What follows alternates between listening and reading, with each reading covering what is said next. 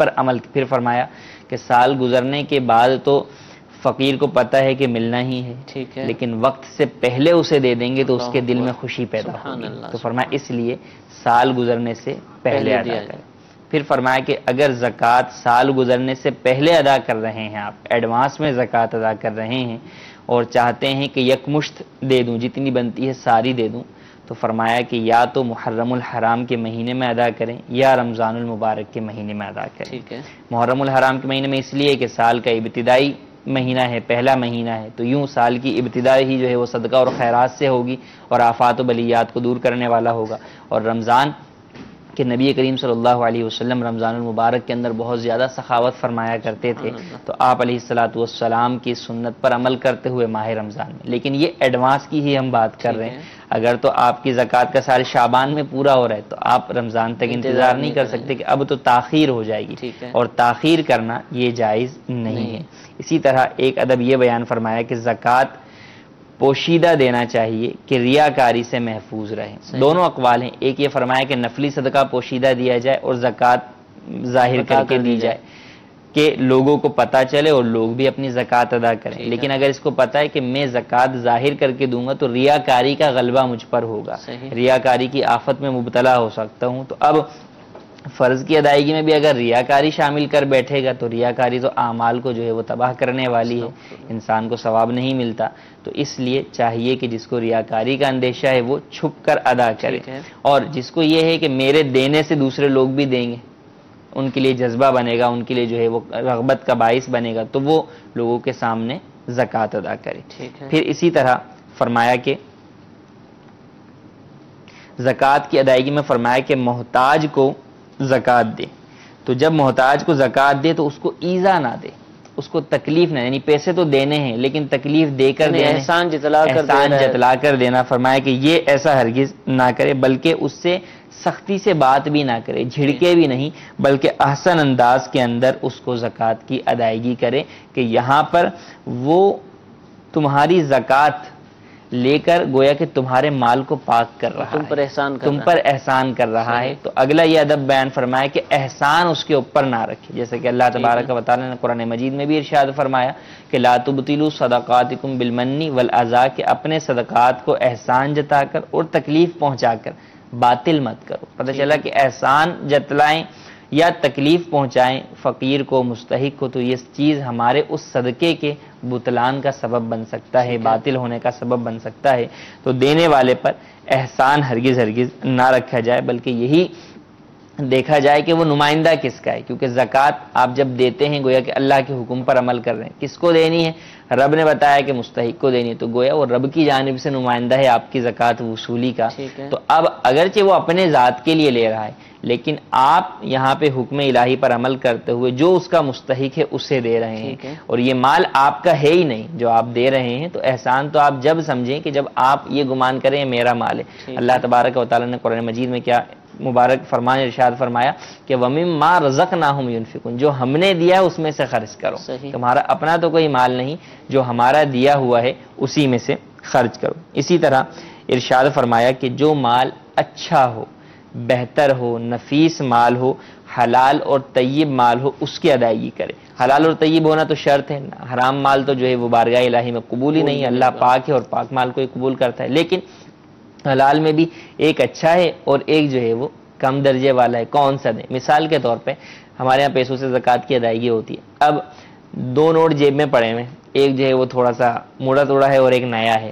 فرق دونوں کی مالیت میں کچھ نہیں ہے، لیکن بہتر یہ کہ آدمی نیا نوٹ نکال کے فقیر. اسی طرح دیگر مال کی اگر بات کریں، راشن آپ دے رہے ہیں تو راشن کے اندر ایک اعلیٰ قسم کی جو ہے وہ کوئی گندم ہے اور ایک ادنا قسم کی ہے. تو اب کون سے لیں؟ اعلیٰ کو لے لیں.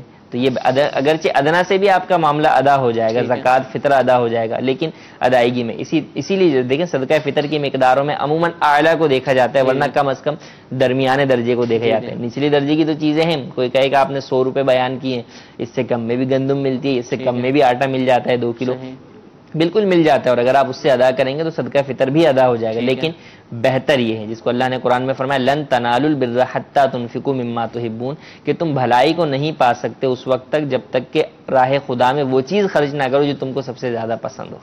تو پسندیدہ چیز اللہ کی بارگاہ میں خرچ کرنی چاہیے. اسی لیے حضرت عمر بن عبدالعزیز رحمۃ اللہ تعالی علیہ کے بارے میں آتا ہے کہ آپ صدقہ کرتے تھے لیکن پیسے درہم و دینار صدقہ نہیں کرتے تھے, شکر کی بوریاں خرید کے صدقہ کرتے تھے. فرماتے مجھے شکر پسند ہے تو میں رب کے حکم پر عمل کرتے ہوئے شکر صدقہ کرتا ہوں. ڈائریکٹ بھی زکوٰۃ ادا ہو جاتی, صدقہ ہو جاتا, لیکن جو چیز پسند ہے اس کے ذریعے سے ادا کی. اسی لیے فرمایا کہ جو افضل ہے اسے زکوٰۃ دیا. مستحق تو بہت سارے ہیں لیکن ان میں سے افضل کو زکوٰۃ دی جائے کہ اگر کوئی شخص تجارت کرتا ہے تو اس میں وہ دیکھتا ہے کہ کہاں میرے کو زیادہ پروفٹ ہے. ٹھیک ہے, کاروبار میں نقصان نہیں ہوگا, 4 طرح کے کاروبار ہے لیکن آپ اس میں انویسٹ کرتے ہیں جہاں زیادہ پروفٹ ہو. تو یہاں زکوٰۃ کے اندر بھی آپ دے رہے ہیں راہ خدا میں, تو جہاں زیادہ ثواب ملے آپ وہاں پر خرچ کریں, افضل مستحق کو خرچ کریں. ٹھیک ہے. افضل یعنی کیا, کس اعتبار سے ہم دیکھیں گے کہ افضل کے اندر علماء نے فرمایا کہ 5 گروہ ہیں, یعنی مستحق کے زکوٰۃ تو ہیں, وہ شرط ہے کہ وہ مستحق تو ہیں, لیکن اب ان میں افضل کیا ہے؟ مستحق کے زکوٰۃ سے مراد وہ جو 6-7 ہم فقیر مسکین وہ ہونے, فقیر اور مسکین. اب ہمارے یہاں تو عموماً جو ہے وہ فقیر والی ہی صورت پائی جاتی ہے کہ بھئی جس کی ملکیت میں 52.5 تولہ چاندی کی مالیت کے برابر حاجت اصلیہ سے زائد مال نہیں ہے اور وہ سید اور ہاشمی خاندان سے بھی تعلق نہیں رکھتا. اب ان میں سے کس کو دے؟ فرمایا پارسا اور متقی شخص کو دے, نیک آدمی کو دے. کیوں؟ فرمایا نبی کریم صلی اللہ علیہ وسلم نے ارشاد فرمایا اطعموا طعامکم الاتقیاء, کہ اپنا کھانا نیک لوگوں کو کھلاؤ. فرمایا کیوں؟ فرمایا اس لیے کہ وہ اس کھانے سے قوت پائیں گے کس پر؟ اللہ کی عبادت پر. تو گویا تمہارا انہیں دینا گویا کہ رب کی عبادت پر قوت حاصل کرنے میں ان کی مدد کرنا ہے. تو تم کو ان کی اس برکتیں ملیں گی, وہ ثواب ملے گا, تعاون کا ثواب ملے گا. دوسرا فرمایا کہ طالب علم دین کہ جس نے اپنے آپ کو علم دین کی تحصیل میں مشغول رکھا ہے, اسی میں جو ہے وہ مصروف ہے, بقیہ دنیا داری سے وہ جدا ہے, تو فرمایا کہ اس کو دے, کیونکہ اس کو دینا تیری اس بات پر مدد کرنا ہے کہ اس کا علم دین و دنیا کو جو ہے وہ فائدہ پہنچائے گا. تو اس کا علم نافع ہوگا اور اس علم نافع کے اندر مددگار تم بنو گے تو زیادہ ثواب تمہیں ملے گا.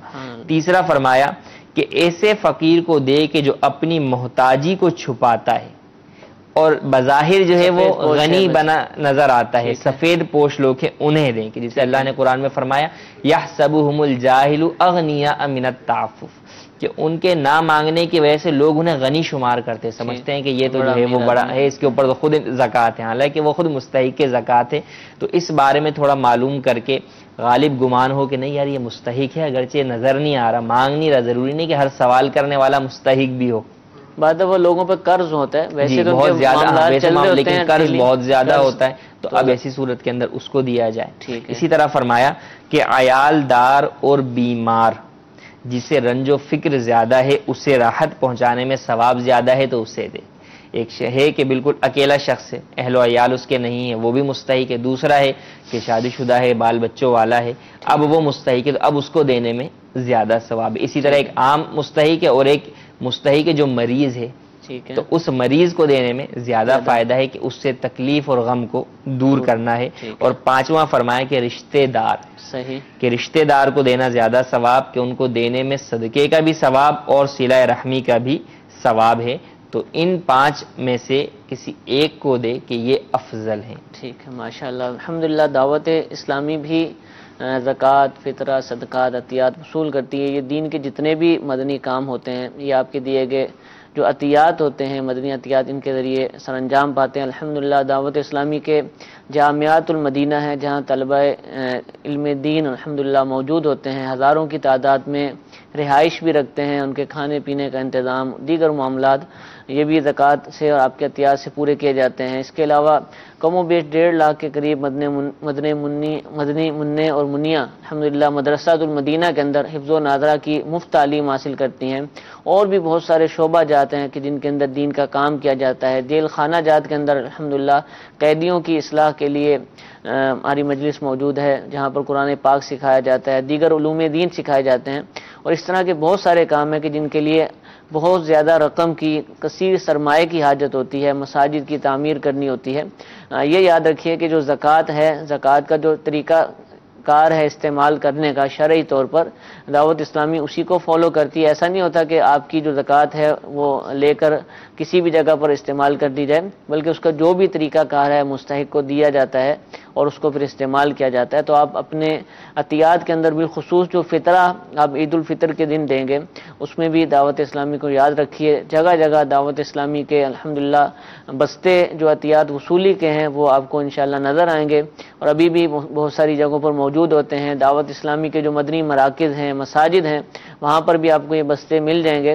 یا پھر آپ دعوت اسلامی کی ویب سائٹ کے ذریعے آن لائن بھی اگر ڈونیشن دینا چاہتے ہیں تو وہاں پر بھی لنک موجود ہے، آپ آن لائن بھی ڈونیشن جمع کروا سکتے ہیں۔ اللہ تعالیٰ ہمیں اچھے انداز سے اپنی عطیات اور زکوٰۃ وغیرہ کو استعمال کرنے کی توفیق عطا فرمائے۔ کالز ہمارے پاس کچھ موجود ہیں، پھر میسیجز بھی آ چکے ہیں، انشاءاللہ ان کو بھی شامل کریں گے۔ سب سے پہلے ایک کال سلسلے میں شامل کرتے ہیں۔ جی، میرا نام شاہد حنیف ہے۔ سوال یہ ہے کہ اگر ایک آپ نے بہن بھائیوں میں سے دونوں میں سے اگر کوئی صاحب حیثیت ہے لیکن وقتی طور پہ مالی حالات بہت زیادہ کمزور ہیں، گھر کے حالات کمزور ہیں، تو کیا ان کو زکوٰۃ جو ہے نا اچھی طریقے سے ادا کی جا سکتی؟ جی، اگر رشتہ دار ہیں، جی رشتہ دار ہیں، مستحق نہیں ہیں، صاحب حیثیت ہیں۔ دیکھیں اگر مستحق نہیں ہیں تو زکوٰۃ انہیں نہیں دے سکتے کہ زکوٰۃ مستحق کو دینا ضروری ہے۔ اب یہاں پر بعض لوگوں کے ذہنوں میں یہ سوال آ سکتا ہے کہ بھئی رشتہ داروں کو دینے کا کہا گیا ہے، غربت تو ہے اگرچہ مستحق نہیں ہے تو ان کو دینا چاہیے بنسبت اس کے کہ ہم باہر کسی مستحق کو دیں۔ تو اس کو اس مثال سے سمجھیں کہ مثال کے طور پہ ایک شخص ہے جو پیاس کی جس کو شدت ہے، پیاس کی طلب ہے، پانی کی پیاس کی طلب ہے، دوسرا جس کو جو ہے وہ پانی کی پیاس کی طلب نہیں ہے، شربت کی طلب ہے، تو اب آپ کس کو دیں گے؟ پانی والے کو دیں گے۔ اسی طریقے سے ایک شخص ہے کہ جس کو دوا کی حاجت ہے، کہ دوا کے بغیر اس کو تکلیف اٹھانی پڑتی ہے، اور دوسرا وہ شخص ہے کہ جس کو پانی نہ ملے تو وہ مر جائے گا پیاس سے، تو اب ایسی صورت کے اندر آپ کس کو دیں گے؟ جو پیاس سے مر رہا ہے۔ تو یہی صورتحال کو یہاں ذرا سا آپ جو ہے وہ بنائیں، ذہن میں لے کر آئیں کہ دوسرا شخص جو آپ کا رشتہ دار ہے مستحق نہیں ہے، ہاں تکلیف برداشت کر رہا ہے، تھوڑے معاملات کے اندر پریشانی ہے، لیکن اس کے مقابلے میں دنیا میں وہ لوگ بھی ہیں جو کہ مستحق ہیں، جو مستحق ہیں، یعنی اس کنڈیشن پر کہ معاملات بھی پورے نہیں کر سکتے، تو اب استحقاق ان کا ہے، ان سے لے کر اس کو دینا یہ سراسر جو ہے وہ زکوٰۃ کے مقصد کے خلاف ہوگا، زکوٰۃ ادا بھی جو ہے وہ نہیں ہوگی اور مقصد کے بھی خلاف ہوگا، تو لہٰذا زکوٰۃ جو مستحق ہے اسے ادا کریں۔ ہاں مستحقین میں رشتہ دار بھی ہیں اور غیر بھی ہیں، تو پہلے رشتہ داروں کو ترجیح دی جائے۔ اگر یہ بظاہر اس کا گھر بار لگتا ہے، پہلے کاروبار تھا، اب مندی آ گئی اور بہت بڑا قرض اس پر آ چکا ہے کہ جو اس کی ساری چیزوں کو گھیر لیتا ہے، یعنی شرعی فقیر یہ بن جاتا ہے، تو اب تو اس کو دے سکتے ہیں۔ ہاں بسا اوقات یوں بھی ہوتا ہے کہ ہم یہ سمجھتے ہیں کہ بھئی اس کا اتنا بڑا گھر ہے، اس کا جو ہے وہ گاڑی بھی اس کے پاس ہے، دیگر چیزیں بھی ہیں، فریج بھی گھر میں ہے، ساری جو ہے وہ سہولیات ہیں، لیکن یہ نہیں دیکھتے کہ اس کے اوپر قرضہ کتنا ہے۔ بسا اوقات قرضہ اس کے اوپر اتنا ہوتا ہے کہ اس کی ساری چیزیں بک جائیں، اگر نہ بھی بکیں تو یہ چیزیں تو ان میں سے بعض حاجت اصلیہ کے اندر، یہ گھر حاجت اصلیہ میں ہے، گاڑی حاجت اصلیہ میں ہے، تو اب حاجت اصلیہ کے علاوہ دیکھا جائے گا کہ کسی کی ملکیت میں 52.5 تولہ چاندی کی مالیت کے برابر مال ہے یا نہیں، اگر نہیں ہے تو ایسی صورت میں مستحق زکوٰۃ ہے، آپ اسے دے سکتے ہیں۔ تو اب اگر آپ کو کسی رشتہ دار کے بارے میں یوں ڈاؤٹ فل ہو رہا ہے کہ یار دینی ہے مستحق یا نہیں ہے، تو آپ پہلے دارالفتہ اہل سنت سے رجوع کر لیں، ان سے متعلق مسئلہ پوچھ لیں، اگر اس میں یہ پتہ چلتا ہے کہ وہ مستحق ہی ہے تو آپ اسے دے سکتے ہیں۔ اچھا حضور، اب ایک آدمی ہے، جیسے یہ صورتحال ہم نے بیان کی ہے، فقیر کہلائے گا، فقیر سوال نہیں کر سکتا، لیکن اب اس کو زکوٰۃ چاہیے،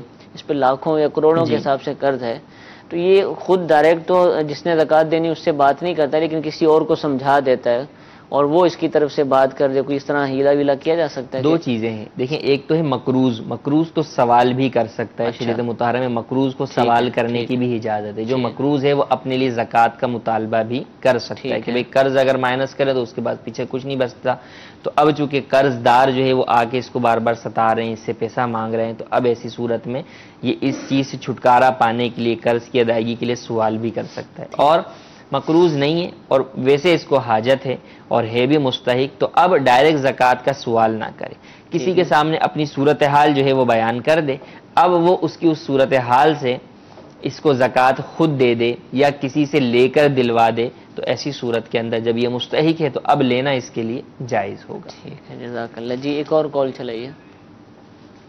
سر پتا چلا تو ہمارے ریلیٹیو ہوتے ہیں ہالینڈ میں، تو وہ ہارٹ پیشنٹ ہے، ڈائبٹک بھی ہے، تو وہ پتا کر رہے تھے کہ کتنا دینا چاہیے روزے کا جو ہے کفارہ۔ جی ہاں، ڈائبٹس بھی ہے، ہارٹ پیشنٹ ہے۔ فدیے کے حوالے سے شاید یہ پوچھنا چاہ رہے ہیں۔ عموماً کفارہ اور فدیہ لوگ ایک جگہ پر استعمال کر لیتے ہیں۔ دیکھیں، اگر فقط شوگر کی وجہ سے یا ہارٹ پیشنٹ ہونے کی وجہ سے وہ روزہ نہیں رکھ سکتے تو فدیہ دینے کی اجازت نہیں ہوگی۔ فدیے کی اجازت فقط شیخ فانی کو ہے، اور شیخ فانی کے ایسا بوڑھا کہ بڑھاپے کی وجہ سے روزہ رکھنے پر قادر نہیں ہے، نہ ابھی نہ آئندہ امید ہے اس کو کہ وہ روزہ رکھ سکے گا، اور نہ ہی وہ شخص لگاتار روزے رکھ سکتا ہے، نہ ہی چھوڑ چھوڑ کر روزے رکھ سکتا ہے، نہ سردی میں رکھ سکتا ہے نہ گرمی میں رکھ سکتا ہے۔ تو اب ایسے بوڑھا جو ہے وہ فدیہ دے سکتا ہے۔ اس کے علاوہ کوئی کیسا ہی بیمار ہو اس کو فدیے کی اجازت نہیں ہے۔ اس کے لیے ہاں روزہ چھوڑنے کی اجازت ہے جب روزہ رکھنے پر قادر نہیں ہے، لیکن اس کو یہی کہا جائے گا کہ انتظار کرے صحت یاب ہونے کا۔ جب صحت یاب ہوگا تو اپنے پچھلے روزوں کی قضا کرے گا، اور اگر صحت یاب نہیں ہوتا تو پھر دو صورت ہوگی، یا تو بڑھاپے کی اس عمر کو پہنچ جائے گا کہ روزے رکھنے کی طاقت بڑھاپے کی وجہ سے نہیں رہے گی، تو پھر اپنے آئندہ کے روزوں کا بھی فدیہ ادا کرے گا اور پچھلوں کا بھی ادا کرے گا، یا پھر اس عمر کے اس حصے کو پہنچنے سے پہلے، بڑھاپے سے پہلے ہی انتقال کا وقت قریب آ جائے گا، تو اب یہ شخص فدیے کی وصیت کرے گا کہ میرے مال میں سے تہائی مال میں سے میرے سابقہ اتنے اتنے روزوں کا فدیہ ادا کیا جائے، تو پھر اس کے ورثاء اس کا فدیہ ادا کریں گے۔ ٹھیک ہے، جزاک اللہ۔ کچھ میسیجز ہم سلسلے میں شامل کرتے ہیں۔ پہلا میسیج یہ ہے کہ کیا صلاۃ التسبیح پڑھنا فرض ہے؟ رمضان شریف میں بہت زیادہ پڑھی جاتی ہے۔ صلاۃ التسبیح فرض نہیں ہے، صلاۃ التسبیح نفل نماز ہے۔ ہاں فضیلت بہت زیادہ ہے کہ فرمایا کہ جو ہے وہ ہفتے میں پڑھیں، مہینے میں پڑھیں، ورنہ سال میں پڑھیں، ورنہ زندگی میں ایک بار پڑھیں، تو فضیلت بہت زیادہ ہے، لہذا صلاۃ التسبیح پڑھنی چاہیے۔ خاص طور پر شب قدر کی راتوں کے اندر جو ہے وہ ایک رجحان ہوتا ہے، مساجد میں جماعتوں کا بھی اہتمام ہوتا ہے، تو چاہیے کہ پڑھیں، لیکن اگر کوئی نہیں پڑھتا تو گناہ گار نہیں ہے کہ فرض اور واجب نہیں ہے۔ ٹھیک ہے۔ دوسرا سوال یہ ہے کہ جو لوگ غریب ہیں ان پر کتنی زکوٰۃ فرض ہے؟ میرے ابو روزانہ 200 روپیہ کماتے ہیں، کیا ان پر بھی زکوٰۃ فرض ہوگی؟ زکوٰۃ دیکھیں غریبوں پر، غریب سے مراد جو غنی نہیں ہے، شریعت کی نظر میں غنی نہیں ہے، اس پر زکوٰۃ لازم نہیں ہوگی۔ زکوٰۃ اس غنی پر لازم آئے گی کہ جس کی ملکیت میں 52.5 تولہ چاندی کی مالیت کے برابر حاجت اصلیہ سے زائد مال موجود ہو۔ ٹھیک ہے۔ تو اب اگر کوئی کماتا ہے لیکن اب وہ بچا بچا کے پچھلے 4-5 سالوں میں، 10 سالوں میں اس کے پاس اتنا مال جمع ہو گیا، اگرچہ اس نے اپنی کسی ضرورت کے لیے جمع کر رکھا ہے، کبھی اولاد کی شادی کرنی ہے یا دیگر معاملات ہیں، لیکن پیسہ جمع ہے، تو بہرحال اس کے اوپر زکوٰۃ لازم ہوگی۔ اور اگر ایسا نہیں ہے تو بھلے روز کا اگر 1000 روپے بھی کمانے والا ہے اور وہ خرچ ہو جاتا ہے، اس کے پاس بچتا ہی نہیں ہے کہ نصاب کی مقدار اس کے پاس باقی رہے، تو اس پر زکوٰۃ لازم نہیں ہوگی۔ اچھا، فطرہ کتنی عمر پر فرض ہے؟ کیونکہ میری بھانجی 7 مہینے کی ہے، 7 منتھ کی ہے، تو کیا فطرہ ہوگا اس پر بھی؟ دیکھیں فطرہ صاحب نصاب جو مرد ہے اس پر اپنا بھی لازم ہوتا ہے اور اپنے نابالغ بچوں کا بھی لازم آتا ہے، 1 دن کی بچی کا بھی لازم آتا ہے۔ تو اب اگر ان کے باپ جو ہے وہ صاحب نصاب ہیں تو ان کے اوپر اپنی بچی کا بھی فطرہ دینا لازم آئے گا، اور اگر نہیں ہے تو پھر ایسی صورت کے اندر لازم نہیں ہوگا۔ کیا اسلامی بہن دوران اعتکاف غسل کر سکتی ہیں گرمی کی وجہ سے؟ نہیں کر سکتی۔ مسجد بیت سے غسل فرض کے علاوہ باہر نکلیں گی تو اعتکاف ٹوٹ جائے گا۔ ٹھیک ہے، جزاک اللہ۔ مزید کالز کی طرف بڑھتے ہیں، جی کال چلائیے۔ محمد عثمان اطاری پاڑا سے بات کر رہا ہوں۔ میرا 1.5 سال پہلے ایکسیڈنٹ ہو گیا تھا، ٹانگ کا گھٹنے کی جو ہڈی ہے فریکچر ہو گئی تھی۔ اب میں بیٹھ کر نماز پڑھتا ہوں، لیکن میں قیام بھی کر سکتا ہوں، رکوع بھی کر سکتا ہوں، تو جماعت میں کرسی پر بیٹھ کر مجھے نماز پڑھنا پڑے گی یا میں کھڑے ہو کر قیام اور رکوع کر سکتا ہوں؟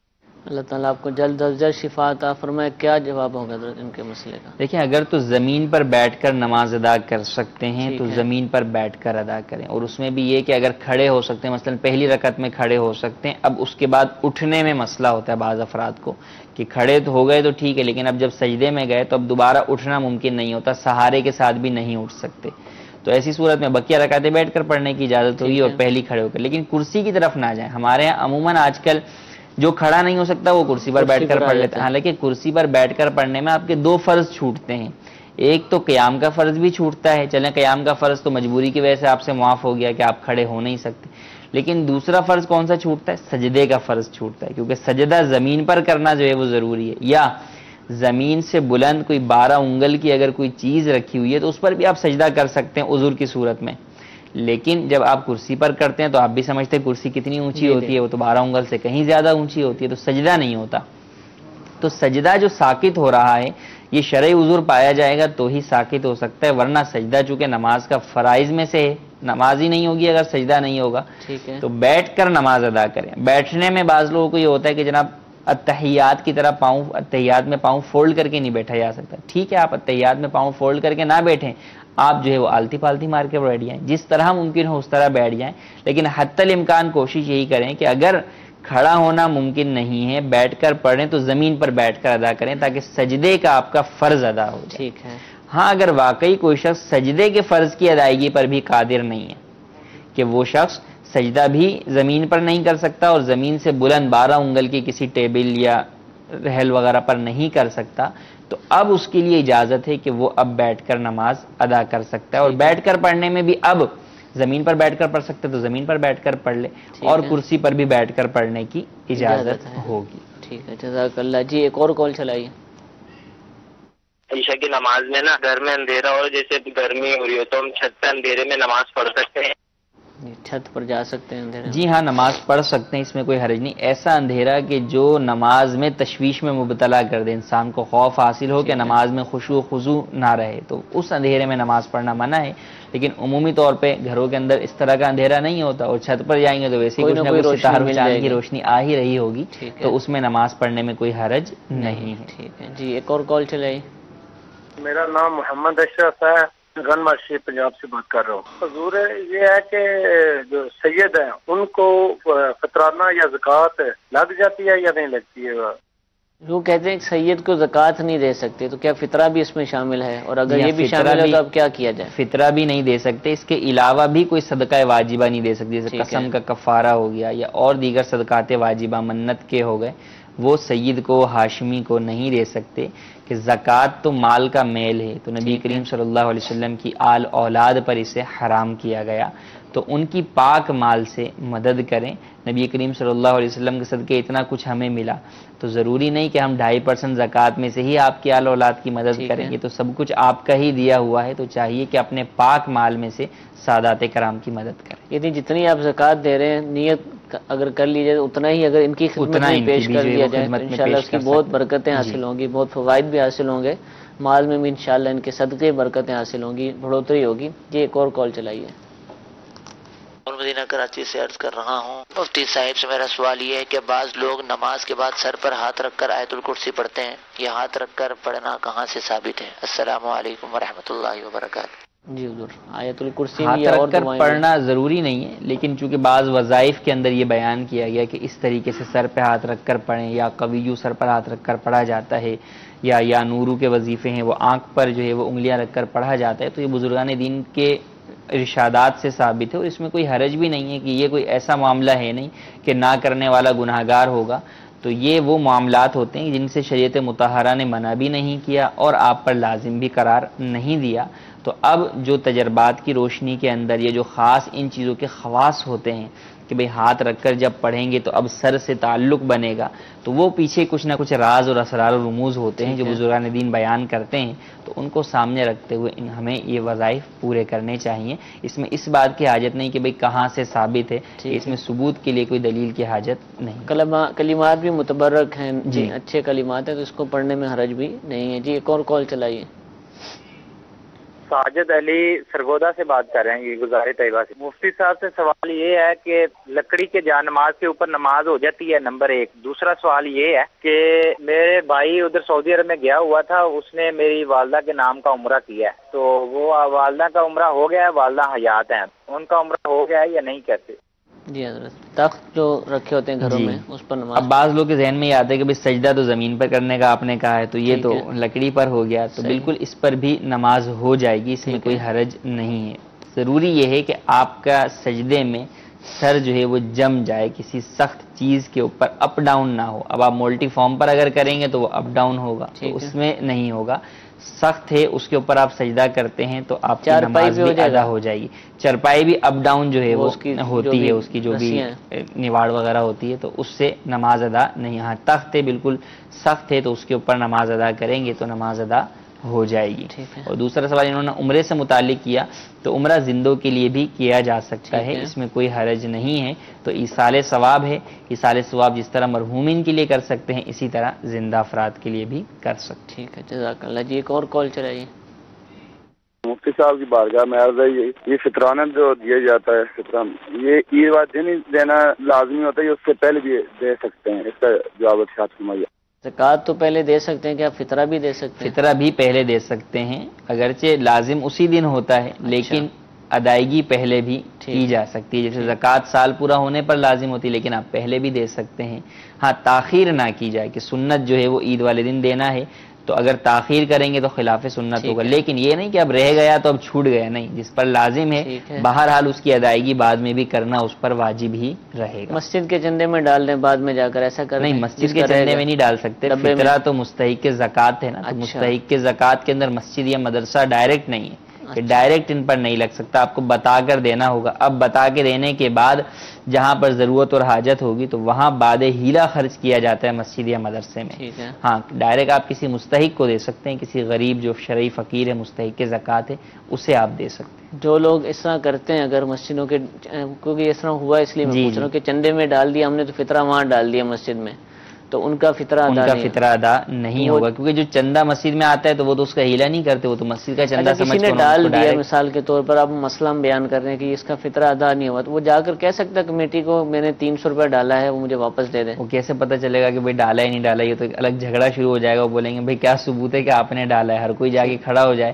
تو اب اس میں یہی ہے کہ آپ اس میں صدقہ نفل کی نیت کر لیجیے اور اپنے پاس سے اپنا فطرہ الگ سے ادا کر دیجیے. ٹھیک ہے، جزاک اللہ. جی ایک اور کال چلائیے. میرا سوال یہ ہے کہ میں سعودی عربیہ میں رہتا ہوں، جاب کرتا ہوں، میرے پاس 5 لاکھ روپے ہیں، تو اس میں سے کتنا مجھے زکوٰۃ دینا پڑے گا؟ اور میں رینٹ پہ رہتا ہوں، کرائے کے گھر پہ رہتا ہوں، میرا اپنا گھر نہیں ہے، زکوٰۃ دینا ہے یا نہیں یہ بتا سکتے ہیں، کنفرم کرنا. عرب شریف میں ہے تو کیا اگر 5000 ریال ہیں یا 5000 درہم ہیں تو یہ تو نصاب کی مقدار کو 5 لاکھ روپے بولے نا. اچھا 5 لاکھ روپے بولے. جی جی. ہاں تو بہر صورت اس کے اوپر اگر قرضہ وغیرہ نہیں ہے تو زکوٰۃ لازم ہوگی. اپنا گھر ہونا ضروری نہیں ہے، یعنی اگر اپنا گھر ہوگا تو اس پر زکوٰۃ لازم نہیں ہوگی، لیکن اس کا یہ مطلب نہیں کہ جب تک میرا اپنا گھر نہیں ہوگا میرے اوپر زکوٰۃ ہی لازم نہیں ہوگی، یوں نہیں ہے. تو بھلے کرائے پر بھی رہتے ہیں اور نصاب کی مقدار مال موجود ہے تو بہرحال زکوٰۃ لازم ہوگی. ٹھیک ہے. سوال یہ پوچھا جا رہا ہے عبدالغفار بھائی کہ کیا موٹی قالین پر نماز ہو جاتی ہے؟ اب ایسا موٹا قالین کہ اس کے اوپر جب آپ جمائیں اپنی پیشانی تو جم جائے کہ مزید دبانے سے اور نہ دبے، تو اس پر تو ہو جائے گی. لیکن اگر ایسا ہے کہ آپ اسے دبائیں تو وہ دبتا ہی رہے گا، فارم اس کے نیچے اگر بچھایا ہوا ہے کہ جس کی وجہ سے زمین کی سختی محسوس نہیں ہوتی تو پھر اس پر نماز نہیں ہوگی. اچھا بیڈ ہے جیسے ہمارے ہاں تو اس پہ ہارڈ بورڈ وغیرہ لگا ہوتا ہے، اگر اس پہ گدا نہیں ہے ویسے ایک چادر بچھا دی ہے یا ہلکا پھلکا روئی کا جو کہہ لیں کہ وہ دب جاتا ہے، جی اب تو نماز ہو جائے گی؟ اس کے سختی جب محسوس ہو جائے گی نا، وہ پھر وہی ہو گیا جو ہم تخت کی بات کر رہے تھے، جو پوچھا تھا انہوں نے جائے نماز تخت والی لکڑی والی، تو وہ اسی طور پر ہو جائے گا. ٹھیک ہے. کیا غسل کی حالت میں روزہ رکھ سکتے ہیں؟ یعنی یہ پوچھنا چاہ رہے ہیں کہ غسل فرض ہو. جی غسل فرض ہونے کی حالت، مثال کے طور پہ کوئی سحری میں اٹھا غسل فرض ہے، اب وقت کم ہے تو کیا روزہ رکھ سکتا ہے؟ تو روزہ رکھ سکتا ہے. کیا مطلب روزہ تو رکھنا فرض ہے تو روزہ تو رکھے گا. ہاں یہ کوشش کرے کہ اگر سحری کا وقت کم ہے، اب کھانا بھی ہے، غسل کرے گا تو شاید سحری نہ کر سکے، تو 2 فرائض کے اوپر عمل کر لے اچھے طریقے سے ابھی کہ کلی غرغرہ کر لے اور ناک میں پانی چڑھا لے اور پھر وضو کر کے سحری کر لے، اور اب اگرچہ وقت سحری کا ختم ہو جائے تو اس کے بعد بقیہ بدن پر پانی بہا کر اپنے غسل فرض مکمل کر لے. اسلامی بہنیں گھر میں اعتکاف کے دوران مدنی چینل دیکھ سکتی ہیں؟ جی ہاں دیکھ سکتی ہیں. مدنی چینل کے ذریعے آپ کو علم دین سیکھنے کا ہی موقع ملتا ہے، یا نعت سنیں گی یا بیان سنیں گی، اور اعتکاف میں بندہ بیٹھا ہی جو ہے وہ نیکیاں کرنے کے لیے، اور یہ سب نیکی کے کام. اور مساجد میں اس کی اجازت نہیں ہے؟ مساجد میں اجازت نہیں ہے کہ مساجد کے اندر ٹی وی نہیں لگایا جا سکتا. ٹھیک ہے جزاک اللہ. جی ایک اور کال چلائیے. میرا سوال یہ ہے کہ سونا اور چاندی کے لیے تو ایک مقررہ لمٹ کی اتنا ہونا چاہیے تو زکوٰۃ فرض ہوگی. اگر کسی انسان کے پاس پیسے ہیں، کیش ہے، تو کیا اس کی کتنی لمٹ ہوگی آج کے حساب؟ کیش کا کیا کیا جائے گا؟ آج کے حساب سے تو 52.5 تولہ چاندی کو دیکھا جائے گا، یعنی چاندی کا جو نصاب ہے کیش میں آپ وہی دیکھیں گے. اسی طرح مال تجارت میں چاندی والا نصاب دیکھیں گے، پرائز بونڈ میں آپ چاندی والا نصاب دیکھیں گے.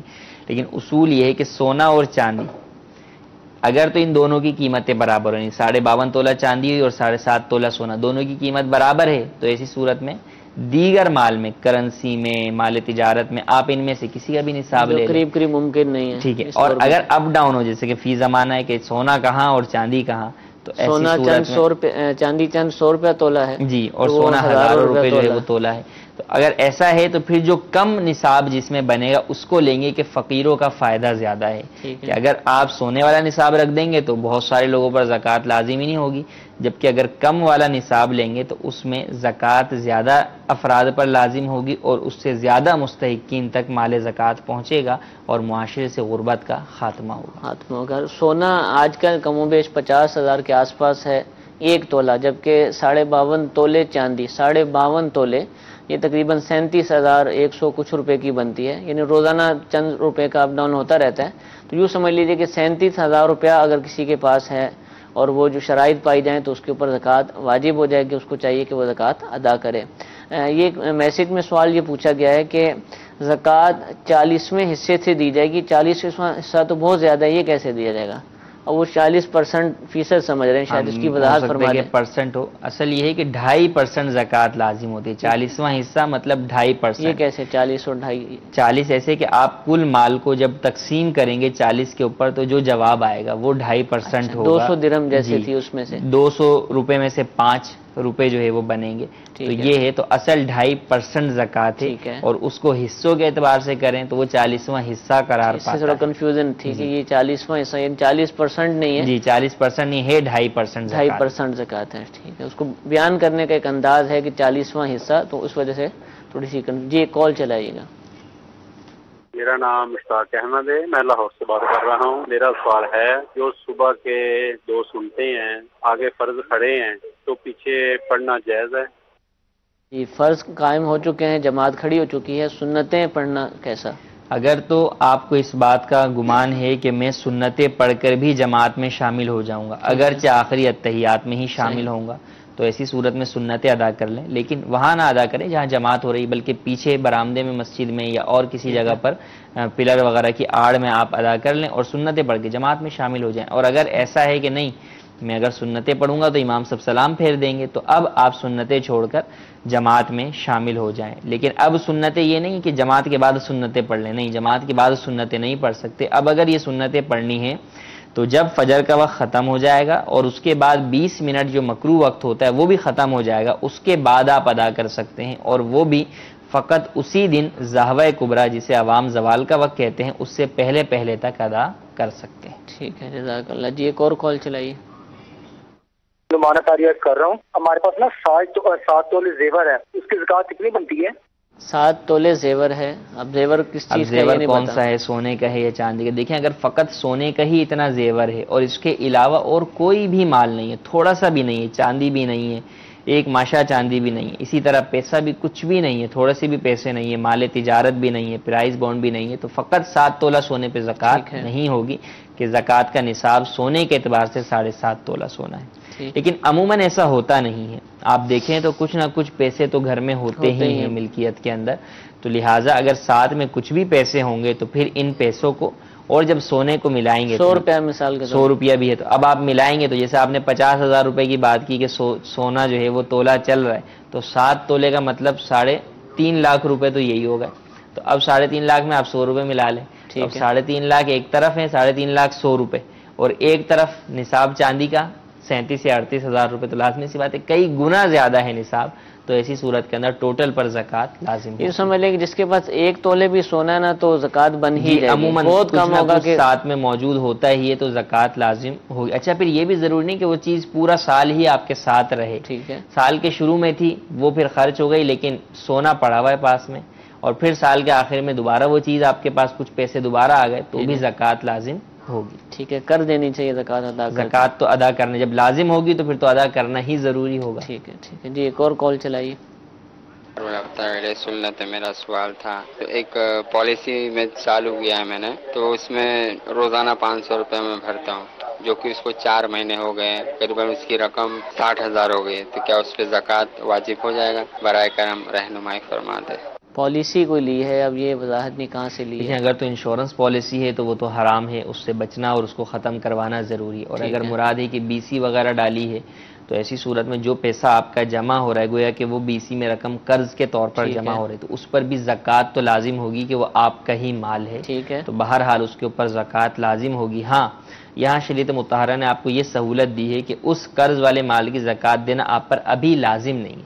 لازم جب ہوگی جب وہ مال آپ کو پورا ملے گا, یا کم از کم نصاب کے 5ویں حصے کی مقدار ملے گا. جتنا ملے گا اس کی زکوٰۃ دینی ہوگی, لیکن 2 سال کے بعد بھی ملے گا تو پچھلے 2 سالوں کی بھی زکوٰۃ دینی ہوگی. تو بہتر یہی ہے کہ جو دے سکتا ہے, اس کے بعد دیگر مال موجود ہے تو اپنے اس مال کی زکوٰۃ بھی ہر سال ادا کرتے رہے, تاکہ بعد میں شیطان پھر اس کو زکوٰۃ کی ادائیگی میں ہیلے بہانے یا وسوسے نہ ڈالے. ٹھیک ہے, اور یہ اپنا سوال دارالفتہ سے پوچھ لیں کہ پالیسی سے مراد پالیسی کی وضاحت نہیں ہے.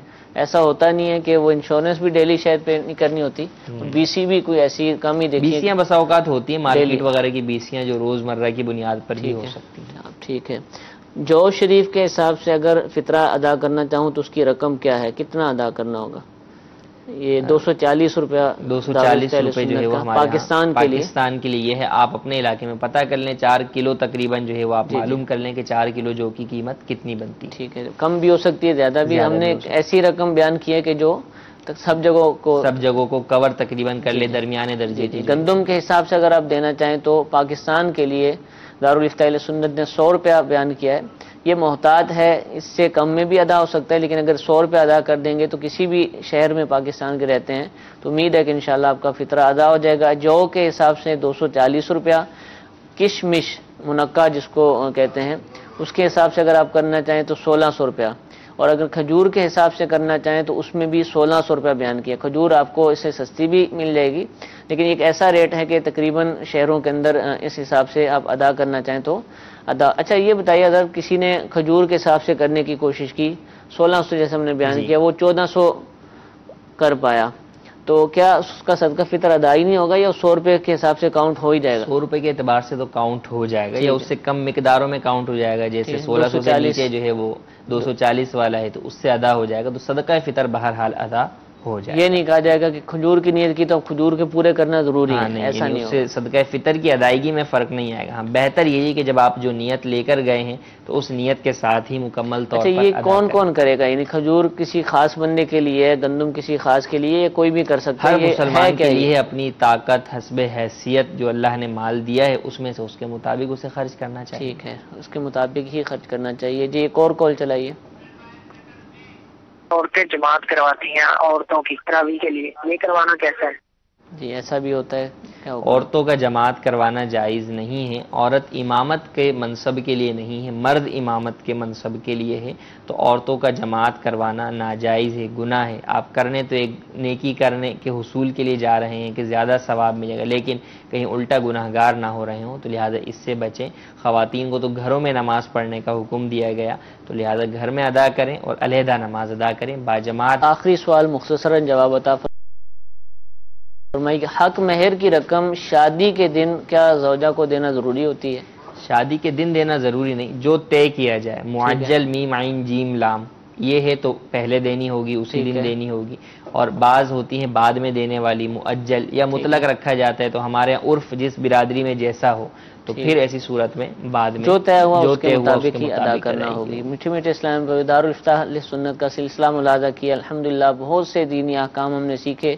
اسی طرح یہ سلسلہ روزانہ ہی اسی وقت پیش کیا جاتا ہے. کل بھی انشاءاللہ براہ راست نشر کیا جائے گا, اس کو بھی دیکھنے کی نیت فرمائیے.